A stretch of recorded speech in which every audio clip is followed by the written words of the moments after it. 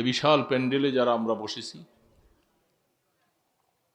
ঈশার নামাজ সকলে পড়েছি, কি বলে ঠিক না? কিছু কিছু যুবক বাবাজিরা হয়তো পড়ো নাই, এমন আছে না নাই? তোমাদেরকেও কিছু কথা বলা দরকার। আগামী প্রজন্ম, তোমরা ভবিষ্যৎ, নামাজটুকু তোমাদের জীবনের সবচেয়ে বড় মূল্যবান সম্পদ। কিন্তু তোমরা অনেকেই এখনো নামাজ ঠিকমতো পড়ো না। ইসলামের পরে সবচেয়ে বেশি গুরুত্বপূর্ণ জিনিস হাদিস শরীফের মধ্যে আসছেন, বুখারী শরীফের হাদিস আসছেন, আইয়ুল আমালি আফজাল ইয়া রাসূলুল্লাহ। বুখারী আলাইহি রাহমা হাদিস পেশ করতেছেন, আল্লাহর হাবিবকে জিজ্ঞাসা করলেন সাহাবায়ে কেরাম, সবচেয়ে উত্তম আমলটা কি? তখন আল্লাহর হাবিব বলছেন, আস-সালাতু আলা মিকাতিহা, সময় মতো নামাজ আদায় করা, এটা হলো সবচেয়ে উত্তম আমল। ঈমানের পরে এর থেকে আর ভালো কোনো আমল নেই। এই জন্য যারা আমরা ঈমানদার, এখানে যারা বসছি সকলে, আমাদেরকে ঈমান আল্লাহ পাক নসিব করেছেন। তা আমার জীবনে নামাজটুকু যদি পরিপূর্ণ আমি আদায় করতে না পারি, তাহলে আমার ঈমানের উপরে প্রশ্ন এসে যাবে। কি বলেন ঠিক না? আল ফারকু বাইনাল ঈমান ওয়াল কুফরি তারকুস সালাহ। নবী আলাইহিস সালাতু ওয়াস সালাম তিনি বলে যান, একজন ঈমানদার আর একজন গায়র ঈমানদারের মধ্যে পার্থক্য হলো নামাজ পড়ে আর নামাজ পড়ে না। যারা মোমেন তারা নামাজ ছাড়ে না, আর যারা মুশরিক কাফের তারা নামাজ পড়ে না, কারণ তারা নামাজের আহাল না। যখনই একজন ঈমানদার দাবি করবে যে আমি ঈমানদার, আনা মুমিন আনা মুসলিম, সে ব্যক্তির উপরে শরীয়তের পক্ষ থেকে, আল্লাহ পাকের পক্ষ থেকে নির্ধারণ করেছেন সময় মতো নামাজ আদায় করবে। কিন্তু আফসোস, পরিতাপের বিষয়, সামাজিকভাবে গ্রামগঞ্জে, শহরে, বন্দরে নামাজির সংখ্যা কম। কি বলেন ঠিক না বেঠি? নামাজির সংখ্যা। যারা নামাজ পড়ে না মুসলিমের সন্তান, মোমেনের সন্তান। আমি আপনাদের কাছে জিজ্ঞাসা করি, ভূমিকার প্রথমে আলোচনা লম্বা করার সুযোগ নেই, সময় খুব কম। অনেক আবদারের পরে, অনেক কষ্ট স্বীকার করে আপনাদের এখানে পড়ছি, অল্প সময় দু চারটা কথা বলা। পরবর্তী মেহমান যারা আছেন ওনারা প্রাণ ভরে আলোচনা করবেন, শুনবেন ইনশাআল্লাহ।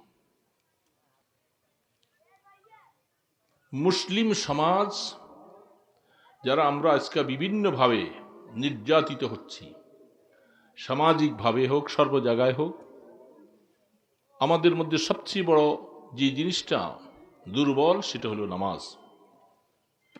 নামাজটুকু মুসলিম সমাজের মধ্যে না থাকার কারণে আল্লাহ পাকের সাহায্য আমাদের উপরে অনেকটাই কমে গেছেন। কি বলেন ঠিক না? আল্লাহ পাকের সাহায্য ছাড়া কি কোনো মানুষের জীবনে চলতে পারে? তো আল্লাহ পাকের সাহায্য হইলে, আল্লাহ পাক কোরআনে বলছেন, ওয়াস্তাঈনু বিস-সাবরি ওয়াস-সালাহ। এ আমার ঈমানদারেরা, মুমিন পুরুষ মহিলা, তোমরা আমি আল্লাহর সাহায্য কামনা করো ধৈর্যের মাধ্যমে এবং নামাজের মাধ্যমে। কিসের মাধ্যমে ভাই? ধৈর্য এবং নামাজের মাধ্যমে সাহায্য চাইতে হবে। কার কাছে? আল্লাহ পাকের কাছে। দুইটা পাশাপাশি। ওয়াস্তাঈনু বিস-সাবরি ওয়াস-সালাহ ইন্নাহা লাকাবীরাতুন ইল্লা আলাল খাশিঈন। আল্লাহ সুবহানাহু ওয়া তাআলা এই জায়গার মধ্যে ধৈর্যের কথাটাকে আগে আনছেন, নামাজের কথাটা পরে ব্যবহার করেছেন। বুঝার জন্য বলছি। ওয়াস্তাঈনু বিস-সাবরি ওয়াস-সালাহ, ধৈর্যের মাধ্যমে এবং নামাজের মাধ্যমে তোমরা আমার কাছে সাহায্য কামনা করো। ধৈর্য শব্দটা সবার ধৈর্য, এটা আমরা মোটামুটি বুঝতেছি। যেই কোনো মুআমালায়, যেই কোনো ব্যবহারে, যেই কোনো অবস্থায় ধৈর্য মানুষের জন্য একান্ত জরুরি। নামাজ পড়তে হলে নিজের দোকানকে কোরবানি দেওয়া লাগবে, সময়কে কোরবানি দেওয়া লাগবে, বিভিন্ন জলসা মজলিসকে কোরবানি দেওয়া লাগবে। ওই সময় যখন নামাজের সময় হবে তুমি গিয়ে নামাজের কাতারে দাঁড়াবে। এটা তোমার ধৈর্য যদি না হয় এই সময়টা নামাজের মধ্যে ব্যয় করা তোমার জন্য সম্ভব হবে না। নামাজ পড়তে কিছু সময় লাগবে। এই সময় কিছু ব্যবসায়ী ক্ষতি হতে পারে, নিজের কিছু সফরের সমস্যা হতে পারে, কর্মসংস্থানের মধ্যে বিভিন্ন অসুবিধা হতে পারে। এই সবগুলাকে জলাঞ্জলি দিতে হবে আল্লাহ পাকের জন্য। এই জন্য নামাজ পড়তে হলে আমাকে কিছু কোরবানি লাগবে, সময় দেওয়া লাগবে, সব কিছু করা লাগবে। তো আল্লাহ পাক বলছেন যে তুমি সবর এবং ধৈর্যের মাধ্যমে, ধৈর্য এবং নামাজের মাধ্যমে তুমি আমার কাছে সাহায্য চাও। তাহলে বোঝা যাচ্ছে, এবং আল্লাহ পাক বলছে এটা সকলে পারবে না। ওয়াইন্নাহা লাকাবীরাতুন, যারা আল্লাহ পাকের ভয় যার অন্তরে আছে, যার অন্তরে মৃত্যুর কথাটা পুরাপুরি ভাবে খেয়াল আছে, যার অন্তরে কবরের চিন্তা ঢুকেছে, কিয়ামতের ময়দানে আল্লাহ পাকের সামনে হিসাব দেওয়ার কথা ঢুকেছে, এই ব্যক্তি আল্লাহ পাকের হুকুম পালন করার জন্য যত ব্যস্ততা হোক না কেন নামাজ কোনো সময় ছাড়বে না, নামাজ ছাড়বে না। কারণ সে জানে যে নামাজই একমাত্র ইবাদত যেটার মাধ্যমে আল্লাহর নৈকট্য লাভ করা যায়, আল্লাহ পাকের সাথে বান্দার সম্পর্ক হয়, সেটা হলো নামাজ। এই নামাজ এখন সামাজিকভাবে আমাদের স্কুল কলেজের বিভিন্ন ভাইয়েরা, বিভিন্ন আমাদের ছেলেরা সব কাজ করে, তারা কিন্তু নামাজ পড়ে না। নামাজের মধ্যে অবহেলা, অলসতা। এই জন্য আল্লাহ পাকের সাহায্য আমাদের উপরে দিন দিন কমে যাচ্ছে। সাহাবায়ে কেরামদের জীবন দেখো, তারা দিনের বেলায় জিহাদের ময়দানে ঘোড়ার পিঠে সওয়ার, রাত্রিবেলা সেজদায় রত হয়ে আল্লাহ পাকের কাছে সাহায্য কামনা করে। দুনিয়ার যে কোনো কাজ করা লাগবে, করবে, করার জন্য আল্লাহর সাহায্য লাগবে। আল্লাহ পাকের সাহায্য ছাড়া কোনো কাজের মধ্যে বরকত হবে না, আল্লাহর মদদ হবে না। এই জন্য নামাজ অপরিহার্য, জরুরি। তাই বুখারী রাহমাতুল্লাহ আলাইহি হাদিস পেশ করতেছেন, সাহাবায়ে কেরাম প্রশ্ন করলেন, আইয়ুল আমালে আফজাল ইয়া রাসূলুল্লাহ, সবচেয়ে উত্তম আমলটা কি, আমাদেরকে একটু বলেন। রাসূল বলেন, আস-সালাতু আলা মিকাতিহা, সময় মতো নামাজ আদায় করা, এটা হলো সবচেয়ে উত্তম আমল। এর থেকে উত্তম আমল পৃথিবীর মধ্যে আর নেই। সুম্মা আইয়ুন, তারপরে দ্বিতীয় নম্বরের কথা বলছেন, সেটা আমার উদ্দেশ্য নয়, বিররুল ওয়ালিদাইন। 3 নম্বরে সুম্মা আইয়ুন আল জিহাদু ফি সাবিলিল্লাহ। এইভাবে ধারাবাহিক জিহাদের কথাটা আসছে, হাদিসটুকু কিতাবুল জিহাদের মধ্যে বয়ান করা হয়েছে। এই জন্য সাহাবায়ে কেরাম মনে করেছিলেন জিহাদ সম্পর্কিত আলোচনা যেহেতু, সেই হিসাবে উত্তম আমল বলতে গিয়ে আল্লাহ রসুল হয়তো বলবেন যে আল জিহাদু ফি সাবিলিল্লাহ, এটাকে 1 নম্বরে রাখবেন। কিন্তু আল্লাহ রসুল প্রশ্নের জবাবে নামাজকে 1 নম্বরে আনছেন, 2 নম্বরে বিররুল ওয়ালিদাইন, মা বাবার সাথে ভালো ব্যবহার করা, 3 নম্বরে যেয়া আল জিহাদু ফি সাবিলিল্লাহ। জিহাদ ফি সাবিলিল্লাহর অবস্থানটাকে 3 নম্বরে রাখছেন। জিহাদ করবে কে? নামাজি। কি বলেন, কে জিহাদ করবে? নামাজ। নামাজ পড়বে না সে জিহাদ করবে না, এটা হতে পারে না। হ্যাঁ, সময় অবস্থার উপরে পরীক্ষার, খন্দকের যুদ্ধ, জঙ্গে আহজাব যেটাকে বলা হচ্ছে, সেখানে সাহাবায়ে কেরামদের অবস্থা সূরা আহজাব খুলে দেখবেন। 6 দিনে 3.5 কিলোমিটার রাস্তা পাথুরি জমিন, এগুলাকে 10 জন সাহাবী নিযুক্ত করেছেন, সময় দিয়েছেন 6 দিনে। কাফেররা চলে আসছে, 10,000 সৈন্য কাফেররা মক্কা থেকে মুসলমানদেরকে, মদিনাকে আক্রমণ করবে, নিষ্পিষিত করে ফেলবে। সালমানে ফারসি রাদিয়াল্লাহু তাআলা আনহু পরামর্শ দিলেন যে আমরা দেখে আসছি তখনকার সময়, পরিখা খনন করো, খাল কেটে শত্রুদের ঢুকার, ইন করার রাস্তাটাকে বন্ধ করে আমরা এক জায়গায় অবস্থান নিব যেন শত্রুরা ঢুকতে না পারে। এই জন্য সেই খাল খনন করতেছিলেন। সেই খালটা খনন করতে যাইয়া সময় দিয়েছেন 6 দিন। 10 হাত দৈর্ঘ্য, 10 হাত প্রস্থ, 10 হাত গভীর, 10 জন সাহাবী। খাবার নেই, পেটে ক্ষুধা। এই জন্য আল্লাহ রসুল সাহাবাই কেরাম অনেকে এসে বসে, ক্ষুধার জ্বালায় পারতেছি না, একটা একটা খেজুর খেয়ে একটু পানি খেয়ে কোন রকম জীবন ধারণ করছে। আল্লাহ রসুল দেখাইলেন যে দেখো, আমি তো ক্ষুধার জ্বালায় 3টা পাথর আমার পেটে বাঁধা। রাহমাতে দো আলমের পেটে যাকে অহুদ পাহাড়কে যদি বলা হতো যে স্বর্ণ হয়ে রসুলের সামনে চলে আসতো, কিন্তু আল্লাহ রসুল সেই দিকে মন দেন নাই। উম্মত দুনিয়াদার হয়ে যাবে, দুনিয়ার প্রত্যাশী হয়ে যাবে, এই জন্য রসুল সবর করে পাথর 3টা পেটে বাঁধছেন। সাহাবায়ে কেরাম দেখি অবাক। রাহমাতে দো আলম নিজে মাথায় মাটি বহন করতেছেন। বুখারী শরীফ খুলে দেখেন, লম্বা লম্বা হাদিসগুলি, সারা শরীর ধুলাবালিতে আবৃত। সাহাবায়ে কেরাম বললেন, ওগো আল্লাহ রসুল, আপনি, আমরা করবো? বলে, না, আমিও তোমাদের সাথে কাজে শরীক হব। সেই যুদ্ধের মধ্যে যখন পরীক্ষা খাল খনন শেষ হয়ে যায়, শত্রু বাহিনী চলে আসছে, ওই সময় হযরতে আবু সুফিয়ান রাদিয়াল্লাহু তাআলা আনহু, তিনি ছিলেন কাফেরদের সেনাপতি, মুসলমান হন নাই তখন। 10,000 সৈন্য নিয়ে এসে বসে গেছে। সেই অবস্থার ভিতরে এই পার থেকে ওই পার থেকে তীর ধনুক চলছে বৃষ্টির মতো। এই জন্য আল্লাহ রসুল বলছেন, বুখারী শরীফে হাদিসটুকু আসছেন, তারা আমাদেরকে এইভাবে ব্যস্ত রাখছে, একটা সেকেন্ডের জন্য শুধু নামাজটুকু পড়ব এই সুযোগটুকু আমাদেরকে দেয় নাই।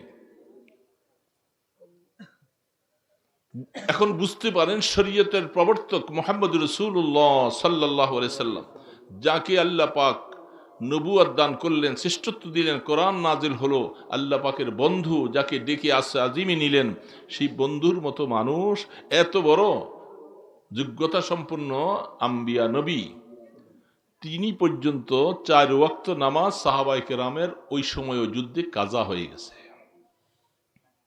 কি পরিস্থিতিটা ছিল, কি পরিস্থিতিতে রাসূল নামাজটা কাজা করছেন। আমাদের মতো অবহেলা, অলসতা, একটু পাইলাম, সুযোগ পাইলাম, নামাজটা পরে পড়বো, এমনটা বলছেন? জি, রাসূল বলতেছেন, আসসালাতু আলা মিকাতিহা, সময় মতো নামাজ আদায় করা উত্তম আমল। সেই রাসূলের জীবনে 4 ওয়াক্ত নামাজ সাহাবারা সহ কাজা হয়ে যায়।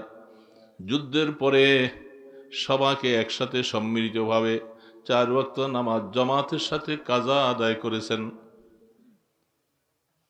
আর আমি আর আপনি আমাদের সামান্য ক্ষেত খামার, দোকানপাট, ব্যবসা বাণিজ্য, ঘুম, আরাম, বিশ্রাম, এই সমস্ত গল্প গুজবের কারণে আমাদের শত শত নামাজ নষ্ট হয়ে গেছে। ঠিক না বেঠি?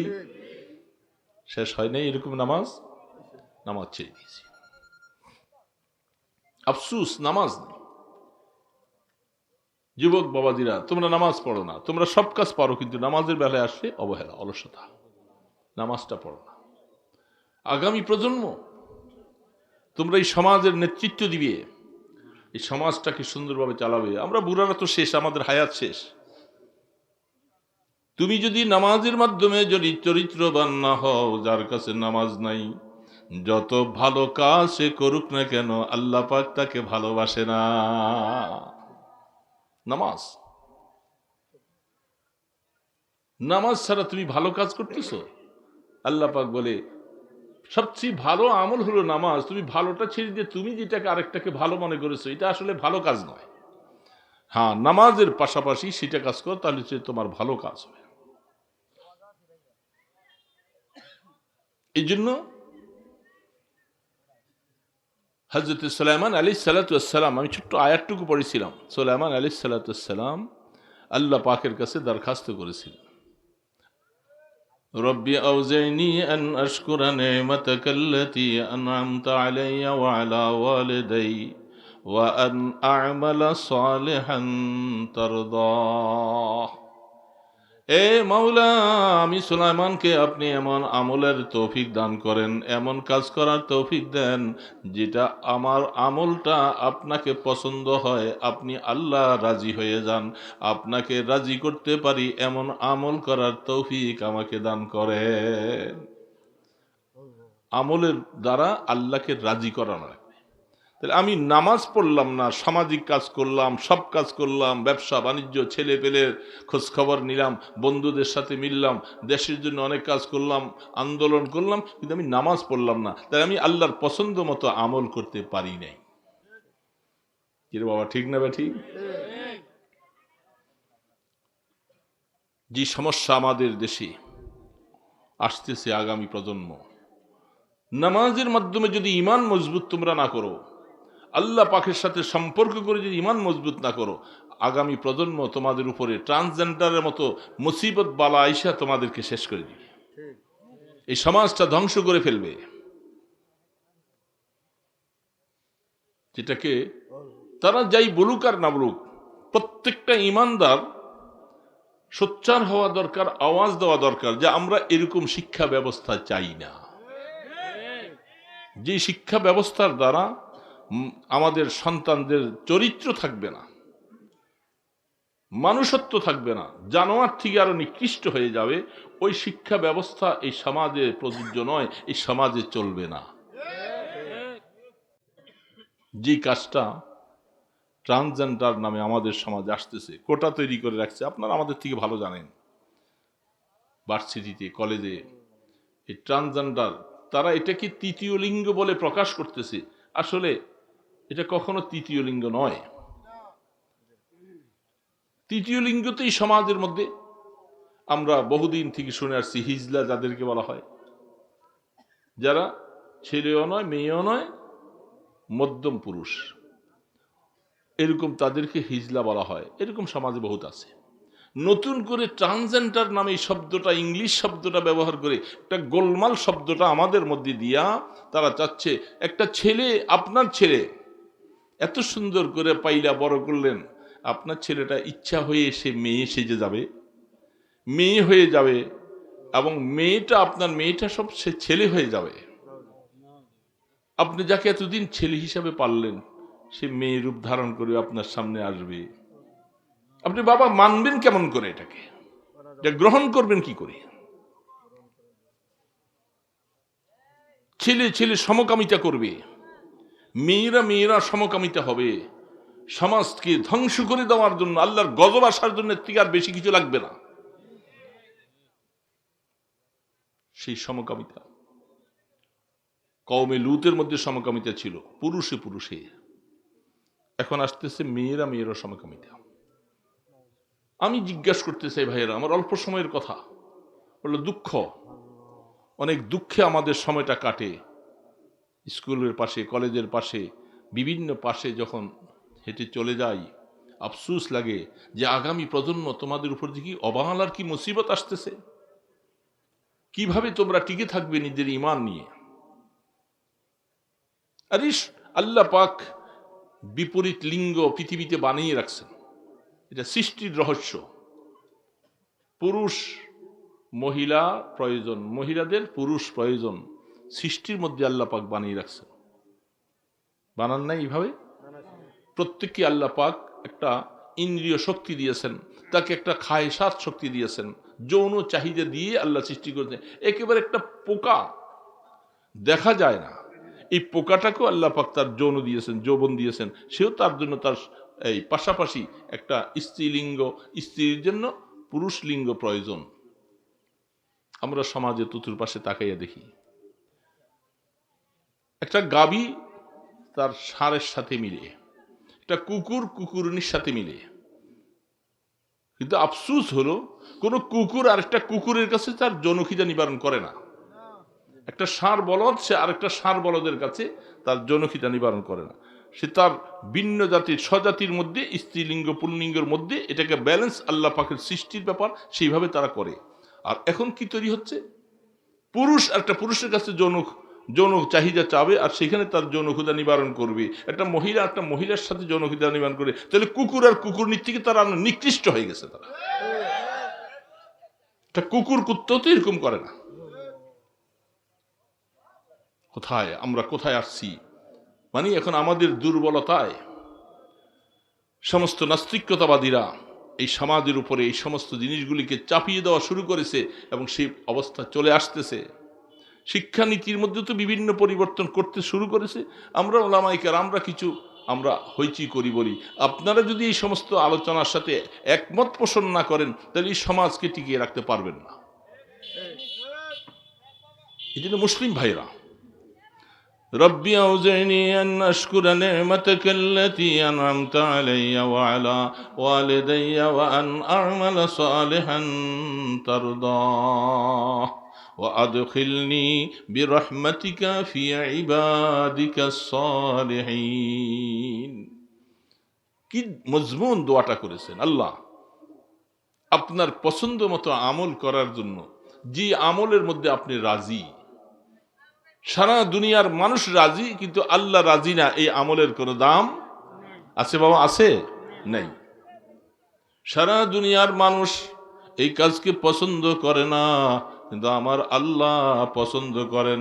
বলে কিছু আসে যায় না, সারা দুনিয়া আমার বিরুদ্ধাচরণ করো, কিন্তু আমার আল্লাহ যদি আমার পক্ষে থাকে, আমার মৌতে সুন্দর হবে, কবর সুন্দর হবে, কিয়ামতের ময়দানে আমলনামা সুন্দর হবে।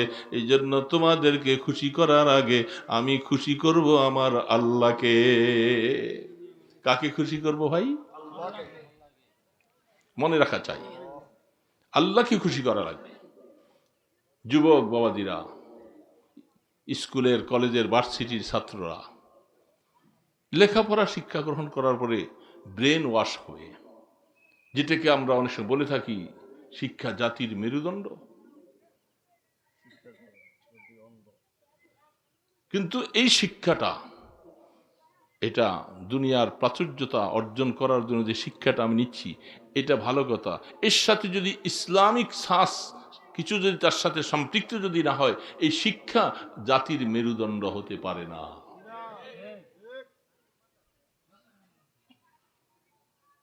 মানুষের মস্তিষ্ককে সুষ্ঠু, সূক্ষ্ম, সুন্দরভাবে পরিচালিত করতে হলে আল্লাহ পাকের দেওয়া শিক্ষা পাশে মিলাও। ওটা হলো 1 নম্বর স্টেজে আছে। 2 নম্বরে হলো জাতির জন্য যে শিক্ষা দরকার সেটা শিখো। তুমি ভালো ডাক্তার হবে, ইঞ্জিনিয়ার হবে, অনেক কিছু শিক্ষা অর্জন করবে, প্রয়োজন আছে। কিন্তু পাশে যদি তোমার ধর্মীয় শিক্ষা, কোরআনের শিক্ষা, আল্লাহ পাকের শিক্ষা যদি তোমার সাথে না থাকে, তুমি ব্যালেন্স ঠিক রাখতে পারবে না। তুমি জুলুম করবে, এই শিক্ষার দ্বারা মানুষের হক নষ্ট করবে, তোমার নিজের চরিত্র নষ্ট হয়ে যাবে। এই জন্য এই শিক্ষার পাশে ওহীর ইলম দরকার, কোরআনের ইলম দরকার। আল্লাহ পাক কি বলছেন? এই যে কোরআনের মধ্যে আল্লাহ পাক বলতেছেন, সুলাইমান আলাইহিস সালাম তিনি দোয়া করেছেন মাওরাত খাস, কিন্তু হুকুম আম, কিয়ামত পর্যন্ত আনেওয়ালা সমস্ত মানুষের জন্য কোরআন। দোয়া করেছেন সুলাইমান আলাইহিস সালাম, কিন্তু তিনি বলতেছেন আল্লাহ আপনার পছন্দ হয় মতো আমল করার তৌফিক আমাকে দিবে। কিন্তু আফসোস, আমরা যারা বাবারা আছি, আমরা তো অনেকে বড় হয়ে গেছি, বুড়া হয়ে গেছি। আমি এখন আমার সন্তানকে নামাজি বানাইতে পারি না। আমার সন্তান আমার কথা শুনে না। কি রে বাবা, আছেন না? না এরকম বাবারা?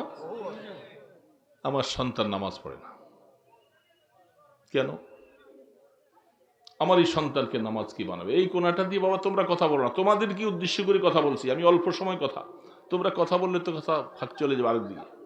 কষ্ট করে আইসা যখন বসছো, তোমাদের জন্য, তোমরা সোনার মানুষ, আমাদের আগামী ভবিষ্যৎ, তোমাদের জন্য খুব মায়া লাগে, খুব মায়া লাগে। তোমরা বুঝো আর না বুঝো, এই লাইফটা কত দাম, তোমার এই জীবনের দাম কত। তোমার মতো মানুষটা যদি সুন্দরভাবে চলো, তোমার থেকে সমাজ কত কিছু পাবে। আর যদি তুমি নিজে নষ্ট হয়ে যাও, তো সমাজকে কিছুই দিতে পারবে না, তোমার লাইফ শেষ। আজ সমাজের এই ছেলেগুলি, আমার সোনামণি সন্তানগুলি, তাদের জন্য খুব মায়া লাগতেছে যে এরা কেন, এদের জীবন পরিবর্তন হওয়ার জন্য মূল বিষয় হলো, আগে 1 নম্বর হলো নামাজ পড়তে হবে। নামাজ তুমি ঠিক করো, তোমার জীবন চরিত্র সুন্দর হবে, এত সুন্দর হবে তুমি এটা কল্পনা করতে পারবে না। যার জীবনে নামাজ নাই, সে কোনোভাবে আল্লাহকে রাজি করতে পারবে না। এই জন্য মনে রাখা লাগবে, ইমানদার মুসলমান, আসসালাতু আলা মিকাতিহা, সময় মতো নামাজ আদায় করো। আল্লাহ পাক বারবার কোরআনে বলতেছেন, ওয়ামাল হায়াতুদ দুনিয়া ইল্লা লাইবুন ওয়া লাহাব ওয়া ইন্নাদ দারাল আখিরাতা লাহিয়াল হায়াওয়ান। দুনিয়ার জিন্দিগিটা শুধু খেল তামসা, শুধু খেল আর তামসা, আনন্দ উল্লাস। আল্লাহ পাক বলছেন আসল জীবন তো হলো আখিরাতের জীবন। কয়দিন? এই তো দেখতে দেখতে দুনিয়াতে আসছিলাম, এখন বুড়া হয়ে গেলাম।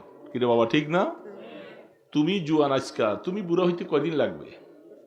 তুমি তো এরকম শক্তি হারা হয়ে যাবে, সব এই শক্তিগুলি নিয়ে যাবে। বুড়া হতে কেউ চায় না, কিন্তু আল্লাহ পাক বলে তুমি না চাইলে কি হবে, সময় তোমাকে বুড়া বানাই ফেলবে। বানাবে না? আমরা অনেকে দাড়ি কামাইয়া জুয়ান থাকতে চাই, আছে না সমাজের মধ্যে অনেকে? কারণ দাড়িগুলি সবসময় কামায়। উনি হ্যান্ডসঅপ টাই পরে, কোট টাই পরে, উনি বুড়া হইতে চাই না, কিন্তু সময় তো তাকে বুড়া বানাই ফেলে। যতই তুমি চেষ্টা করো জুয়ান থাকতে পারবে না। লাইতা শাবাব ইয়াউদ, কোনোদিন এরকম ইতিহাস পাওয়া যায় নাই যে বুড়া জুয়ান হয়ে গেছে। এমন ইতিহাস আছে পৃথিবীতে? বুড়া জুয়ান হয়ে গেছে ইতিহাস নাই। জুয়ান কি হয়ে গেছে? দিন দিন করে বুড়া হয়ে গেছে। এটা মনে রাখা চাই। আমাকে যে আল্লাহ বুড়া বানাচ্ছে, কোন দিকে যাচ্ছি? এক লোক বলতেছেন, আজরাইল আলাইহিস সালাম তার কাছে যখন আসছে বলতেছেন, আমি মনে করেছিলাম একটু সংবাদ পাবো, কবে আসা হয়। বলেন এটার টিকিট এইভাবে আসা হয় না, তবে তোমার কাছে টিকিট আল্লাহর পক্ষ থেকে চলে আসছে। তোমার চোখের জ্যোতিটা কমে গেছে, তোমার গালে দাড়ি ছিল না, দাড়ি উঠে গেছে, দাড়িগুলি আস্তে আস্তে সাদা হয়ে যাচ্ছে।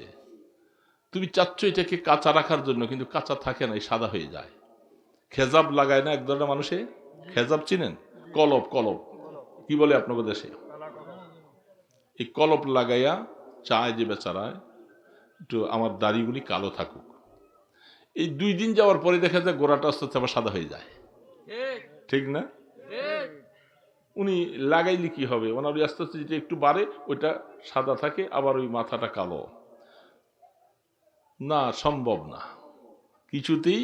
আপনি এটাকে সাদা হয়ে যাচ্ছে, তার মানে মৌতের সংবাদ পৌঁছতেছে, হে গোলাম তৈয়ার হও, সময় মতো আমি যখন ধরব কেউ তোমাকে রাখতে পারবে না।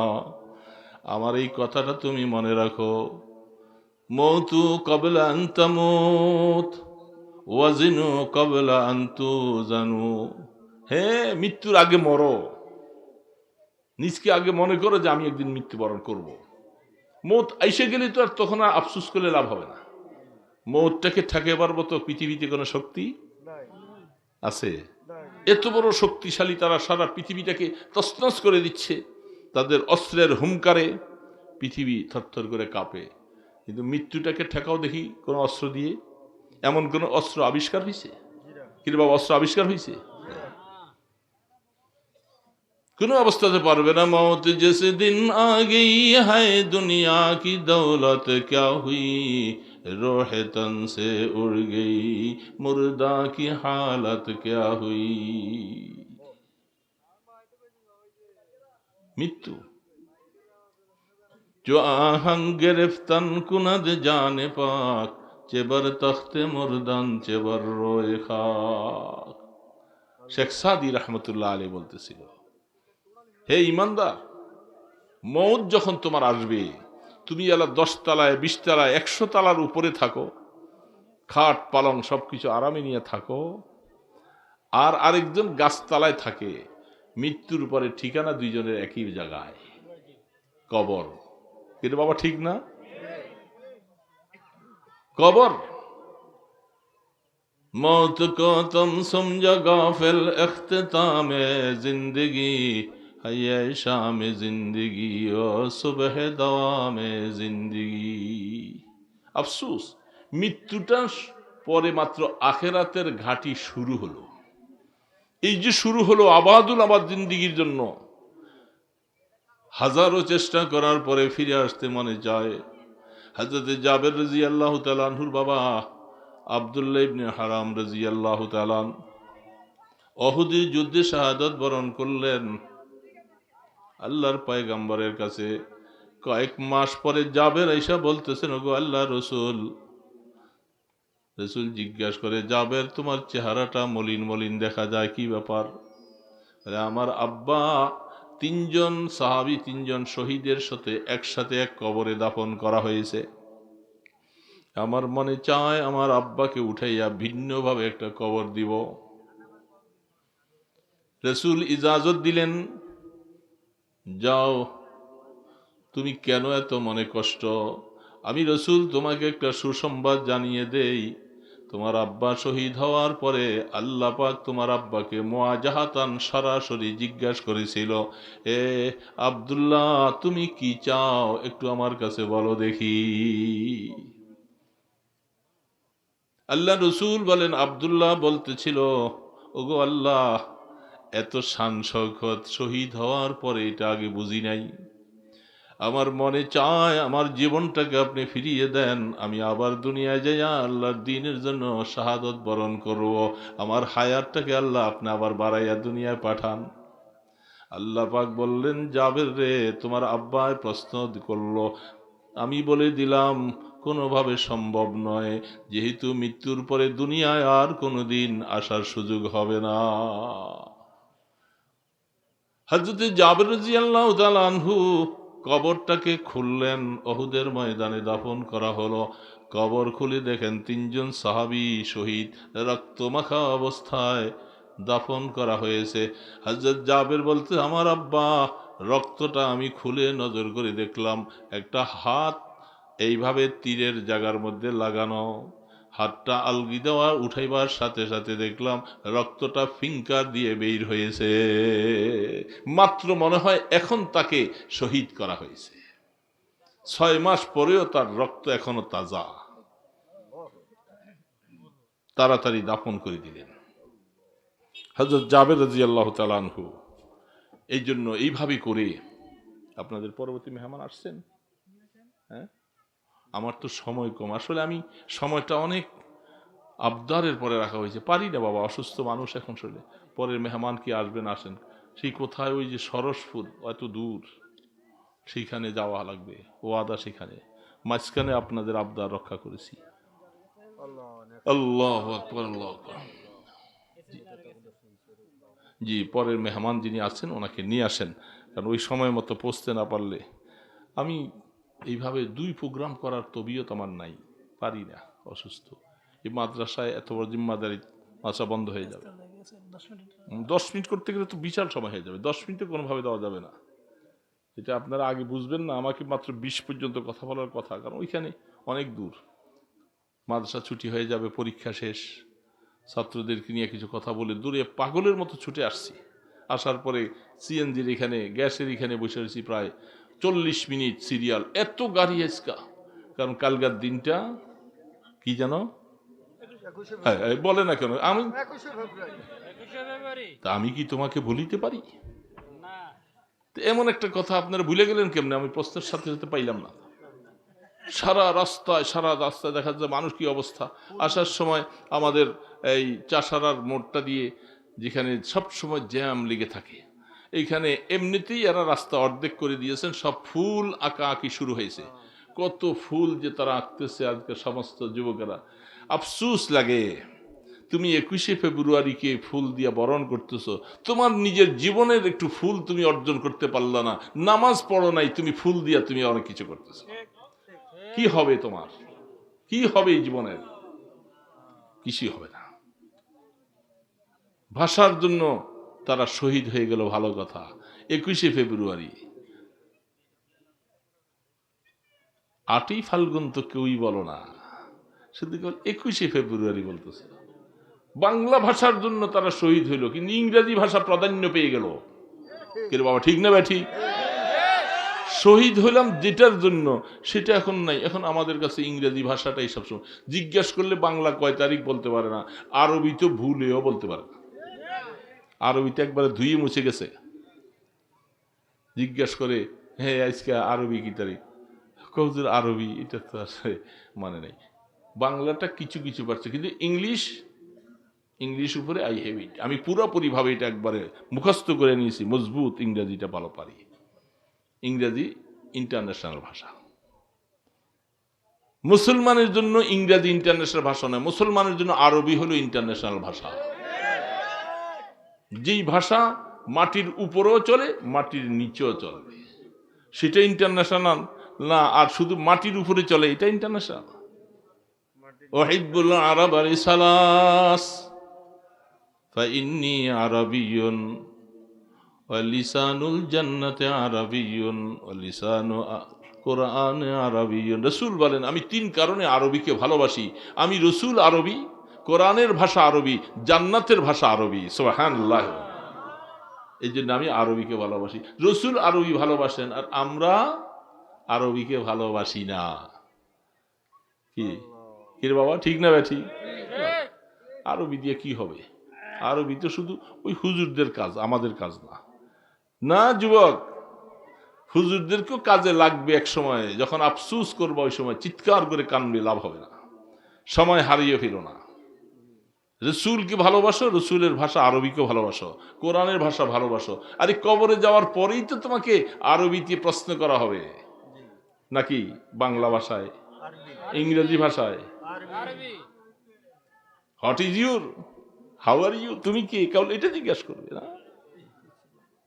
মার রব্বুকা ওমা দীনুকা ওমান নবিয়্যুকাল্লাযী বুইসা ফীকুম। আরবি প্রশ্ন, জবাব দিবেন আপনি যদি ইনশাআল্লাহ মাদ্রাসার বারান্দা দিয়েও যান নাই, কিন্তু আপনাকে আল্লাহ পাক যদি আল্লাহর সাথে মহব্বতের সম্পর্ক হয়, আপনি কবরে যাওয়ার পরে আরবিতে অ্যান্সার দিবেন ইনশাআল্লাহ, কোনো অসুবিধা হবে না। রাদিতু বিল্লাহি রাব্বা ওয়া বিল ইসলামি দীনা ওয়া বিমুহাম্মাদিন নাবিয়্যান ওয়া রাসূলা। আরবিতে উত্তর দিবেন সেদিন। আর আরবির সাথে এখন আদাওয়াতি আর দুশ্মনী। আরবি পণ্যওয়ালাদেরকে চোখ বাঁকা করে করে চাও, তিরস্কার করে চাও, মাদ্রাসায় পড়ে, ও হুজুর না। হ্যাঁ, সময় মতো কাজে আসবে, সময়টা আসবে। আসবে না সবার জন্য? এই যুবক বাবা, কবরে যাওয়া লাগবে তো। প্রশ্ন যেটা হবে, সুআলুল কবরে হাক্কুন, কবরের মধ্যে যে প্রশ্ন হবে এটা হক, সহি। এই জন্য মনে রাখা লাগবে। আজকে 21শে ফেব্রুয়ারি, হায় হায়, কয়েকদিন আগে গেছে ভালোবাসা দিবস। হ্যাঁ, হায় হায় হায়, কত দিবস আর বাহির করবা। মেরিজ দিবস, হ্যাঁ, আফসোস লাগে, ভালোবাসা দিবস। হায় হায় হায়। এই জন্য বললাম যে সমাজ কুসংস্কারে ভরে গেছে আমাদের, আমরা এদেরকে কি করে ফিরাবো? কোনো অবস্থাতে ফিরাবার মতো ক্ষমতা নেই। একমাত্র আল্লাহ পাকের ওহী, আল্লাহর ভয় অন্তরে জাগা দো বাবা, তাহলে তুমি গুনার থেকে বাঁচবা। এই সমস্ত ভালোবাসা দিবস নিয়ে ব্যস্ত হবে না। আল্লাহর ভালোবাসা তখন তালাশ করবে, মদিনার নবীর ভালোবাসা তালাশ করবে। ভালোবাসবা তো আল্লাহকে বাসো। বুখারী শরীফের 6 নম্বর হাদিস খুলে দেখবেন, লা ইউমিনু আহাদুকুম হাত্তা আকুনা আহাব্বা ইলাইহি মিন ওয়ালিদিহি ওয়া ওয়ালাদিহি ওয়ান নাসি আজমাইন। ঈমানদার দাবি করতেছো, তোমার সন্তান, তোমার জীবন, তোমার মা বাবার থেকে আমি রাসূলকে যতক্ষণ পর্যন্ত তুমি বেশি ভালো না বাসবা, ততক্ষণ পর্যন্ত ঈমানদার হতে পারো না। ভালোবাসবো তো মদিনাওয়ালাকে ভালোবাসবো, যার উসিলে আমি মুসলমান হলাম, যার উসিলায় মাদ্রাসা পাইলাম, যার উসিলে যে কোরআন পাইলাম, যার উসিলায় টুপি পাইলাম, যার উসিলায় দাড়ি পাইলাম, যার উসিলায় সব কিছু পাইলাম, তাকে ভালোবাসবো না। ভালোবাসবো ওই একটা পচাগান্দা, একটা সেরিকে। হ্যাঁ, ভালোবাসা দিবস, তার সাথে ভালোবাসা প্রেম না। ছি, তোমার জন্য হুরু গালমান গুনাকে আল্লাহ পাক তৈরি করে রেখেছেন। ওহুরুন আইন কামসালিল লুলুইল মাকনুন। আল্লাহ পাক জান্নাতে হুরু গালমান দিবেন। বিশ্বাস আছে না নাই বাবা? আল্লাহুম্মা রযুকনা মিনহু। আল্লাহ আমাদেরকে হুরু গালমান নসিব করে দিও তুমি। জান্নাতে যাওয়ার পরে নসিব হবে, জান্নাতে যাওয়ার পরে সেই আল্লাহু আকবার। বুখারী শরীফ খুলে দেখেন, একটা হুরের বলে যে একটা থুতু যদি সামান্য দুনিয়ার মধ্যে ফেলে, সারাটা দুনিয়া সুগ্রাণে মুখরিত হয়ে যাবে। একটা হুরের একটা ওড়নার দাম সারা পৃথিবী বিক্রি করলে হবে না। সেই ফুরুকাল মান যদি পাইতে চাও যুবক বাবা, নামাজি হও। কি হবে? নামাজ পড়তে হবে, নামাজি হও, আল্লাহ পাককে ডাকো, সোজা রাস্তায় আসো। যেইভাবে জীবনটা কাটাচ্ছ, এই জীবনের কোনো দাম নাই, কোনো মূল্য নাই বাবা। কতদিন থাকবা জীবন?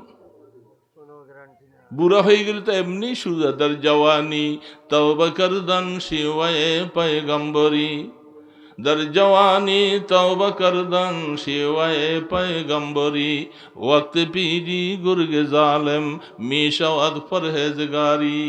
আরে বুড়া হয়ে গেলে বাগো তো খাপ বুঝা যায়। বৈশা রইছে দরবেশ, হরিণ সামনে দিয়া যায়, ছাগল যায়, ওই দিক ফিরেও তাকায় না। তো বলতেছে বাঘটা এত দরবেশ হয়ে গেল, হ্যাঁ, বাঘের সামনে দিয়ে কোনো যাওয়া যায় না, কি ব্যাপার? বলে আরে দরবেশ হয় নাই, এখন খাপও বলে নাই, সবই ঠিক আছে, কিন্তু শরীরে শক্তি। এই জন্য জুয়ানি কালের ইবাদত এটা আল্লাহর কাছে বেশি পছন্দ। জুয়ানিটা তুমি উল্টা পাল্টা কাটাইতেছ। বুড়া হয়ে গেলে তো অটোমেটিক কবরে চিন্তা অটোমেটিকই ঢুকবে, বাবা আর বাঁচবো না, এখন ছেলে কথা শোনে না, বুড়া, হ্যাঁ লাঠি ভর দিয়ে হাইটা যাইতেছে। কি জোয়ান ছিলেন! জওয়ানে গুফতে বাপিরে দিলাগা চেখম গারদি ও গম গাস্তি দারিরা।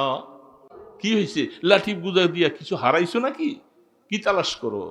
হ্যাঁ বলে হারাইছি নাতি, আমি তোমার মতো এরকম জোয়ান ছিলাম, এই রাস্তা দিয়া যে চলছি দাপট দেখাইয়া অনেকে থরথর করে কাঁপছে আমার ভয়ে, এখন আমার ওই জুয়ানিটা হারিয়ে গেছে, এই জন্য আমি ওটাকে তালাশ করি।